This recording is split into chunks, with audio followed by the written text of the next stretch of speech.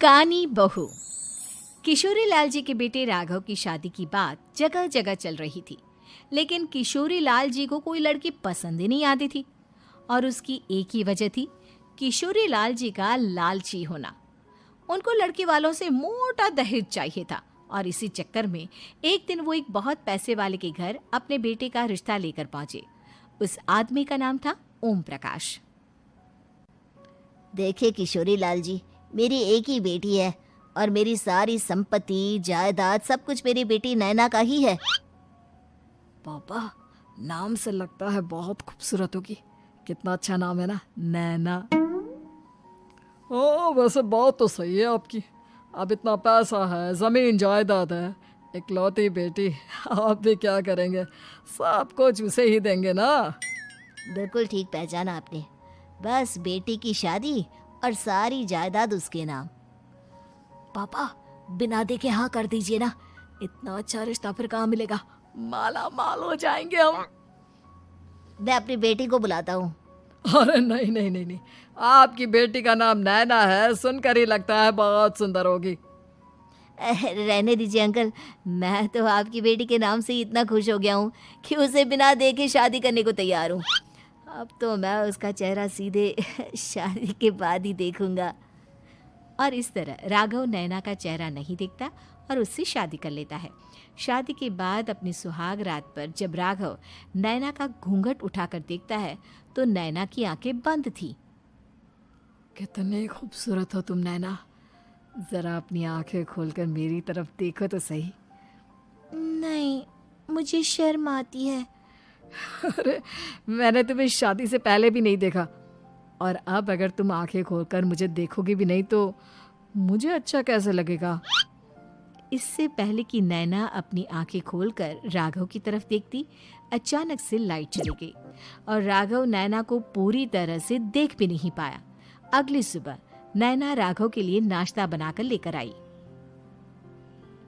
अरे ये क्या, आधा पराठा सीका हुआ है और आधा बिल्कुल कच्चा। ये तुमने क्या किया नैना? बहू, तुमने क्या आधा पराठा तवे से नीचे लटका कर रखा था, जो आधा सिका है और आधा कच्चा? मुझे जितना दिखेगा उतना ही तो सीखूंगी ना पापा जी। जहाँ जहाँ मुझे नजर आ रहा था वहाँ मैंने सीख लिया, जहाँ जहाँ नहीं दिखा वहाँ कच्चा रह गया होगा। इसका क्या मतलब है? ये कैसा मजाक कर रही है तुम?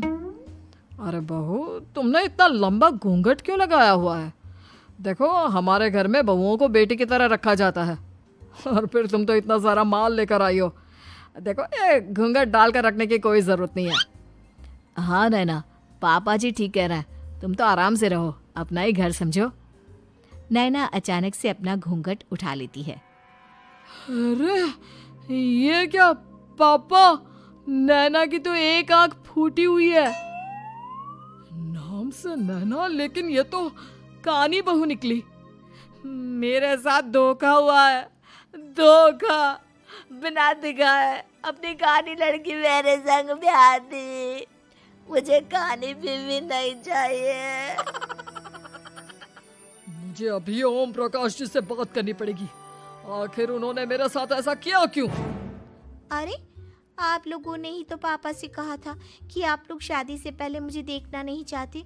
अब मेरे पापा पर क्यों इल्जाम लगा रहे हैं? अरे लेकिन उन्हें बताना तो चाहिए था ना कि तुम कानी हो, एक आंख से तुम्हें दिखाई नहीं देता। किशोरी लाल और राघव नाराज होकर ओम प्रकाश को अपने घर बुलाते हैं। पापा जी, ये आपने क्या किया?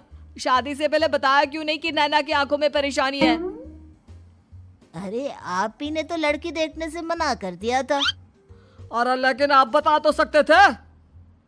आपको तो हमारी बेटी की प्रॉपर्टी चाहिए थी, वो भी पूरी की पूरी। अब क्या हुआ अगर उसे आधा दिखाई देता है? प्रॉपर्टी तो आपको पूरी मिल गई ना। अरे ये क्या बात हुई? मेरी शादी प्रॉपर्टी से नहीं, आपकी बेटी से हुई है।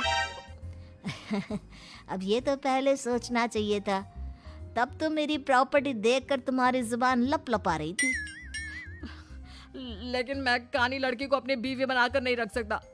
पापा, कुछ करिए ना आप। हाँ, करता हूँ। देखिए ओम प्रकाश जी, आप हमारे साथ ऐसा नहीं कर सकते।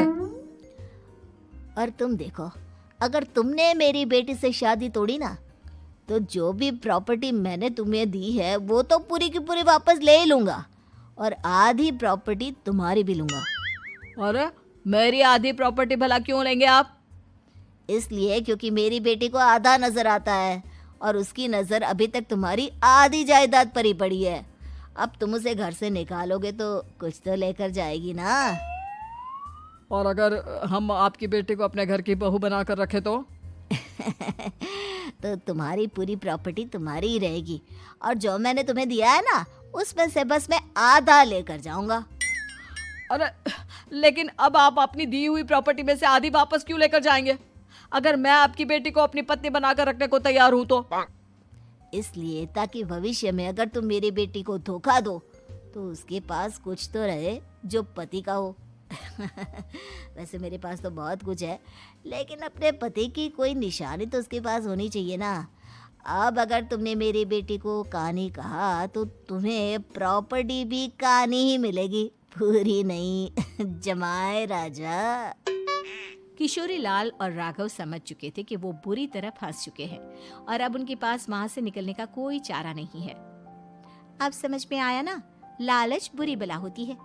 एक तो तुम्हें प्रॉपर्टी मिली, ऊपर से बीवी मिली, उसमें तुम्हें नखरे भी दिखाने हैं। आए बड़े, चुपचाप बैठो दोनों। कुछ दिनों के बाद नैना राघव की कार लेकर बाजार घूमने निकलती है और जब कार लेकर वापस आती है, ये क्या? एक तरफ से मेरी गाड़ी पूरी खराब हो चुकी है। लगता है तुमने मेरी गाड़ी को किसी दूसरी गाड़ी के साथ एक्सीडेंट किया है। अरे अरे कितना बड़ा नुकसान कर दिया तुमने बहू। वो क्या है ना पापा जी, मुझे एक आंख से दिखाई नहीं दे रहा था, सामने से गाड़ी आ रही थी। मुझे तो सिर्फ आधा ही दिखाई दिया और वो गाड़ी मेरी कार से रगड़ते हुए निकल गई। अब मैं क्या करूं बताओ? आप इसे ठीक कराने के पैसे कौन देगा? तुम्हारे पापा? तुमने मुझसे इस तरह से बात की? अभी रुको। नैना राघव की शिकायत ओम प्रकाश को कर देती है। देखो राघव, अब जो मेरी आधी प्रॉपर्टी तुम्हारे पास थी ना, उसमें से आधी और मैं लेकर जाऊंगा, क्योंकि तुमने मेरी बेटी को डांटा। अरे नहीं नहीं पापा जी, गलती हो गई, माफ कर दो। गलती की तो कोई गुंजाइश ही नहीं। अगली बार मेरी बेटी को डांटा तो बची हुई आधी में से आधी और ले जाऊंगा। लालच के चक्कर में हम दोनों ने बहुत बड़ी गलती कर दी बेटा। एक तो तुम्हें कानी बहू मिली और ऊपर से जो माल मिला वो भी काना। इस तरह राघव की हर एक गलती पर ओम प्रकाश उसकी प्रॉपर्टी का आधा आधा हिस्सा लेकर अपना सारा माल वापस ले गया और राघव को कानी बीवी से काम चलाना पड़ा। भाई लालच वाकई में बुरी बला है।